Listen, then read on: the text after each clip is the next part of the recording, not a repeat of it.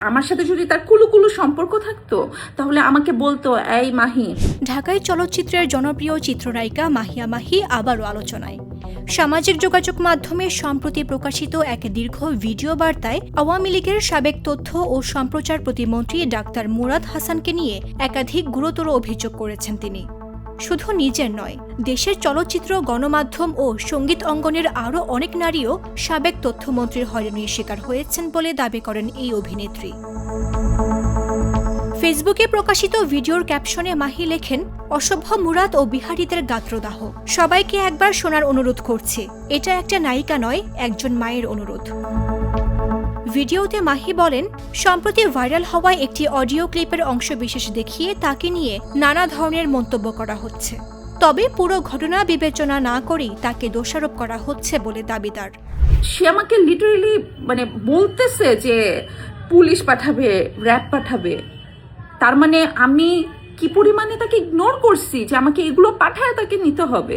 আমি যাদেরকে চিনি, যারা পাওয়ারফুল ছিলেন, যারা আমাকে হেল্প করতে পারতেন, আমি প্রত্যেকটা মানুষকে বলেছি যে উনি আমাকে ডিস্টার্ব করছেন, উনি আমাকে ফোন করে এগুলো বলছেন, ওইটা বলছেন, এভাবে থ্রেট দিচ্ছেন।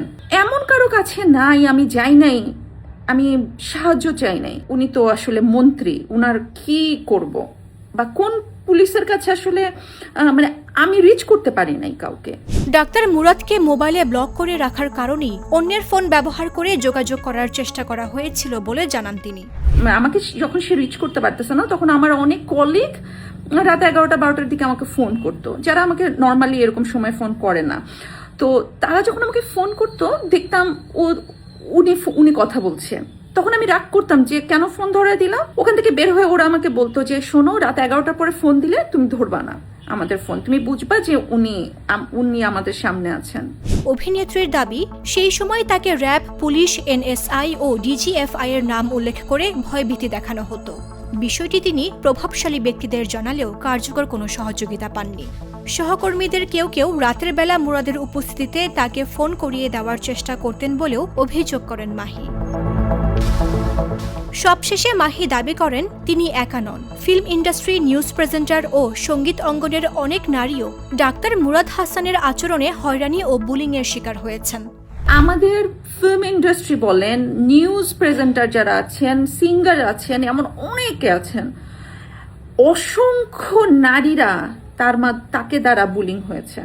অতীতেও মাহিয়া মাহি ও ডাক্তার মুরাদ হাসানের কথোপকথনের একটি অডিও সামাজিক যোগাযোগ মাধ্যমে ব্যাপক আলোচনার জন্ম দিয়েছিল।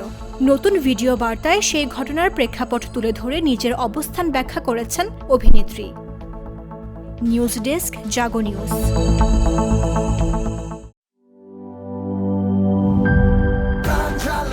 প্রাণ ঝালমুড়ি, এই ঝাঁজ সেই ঝাঁজ।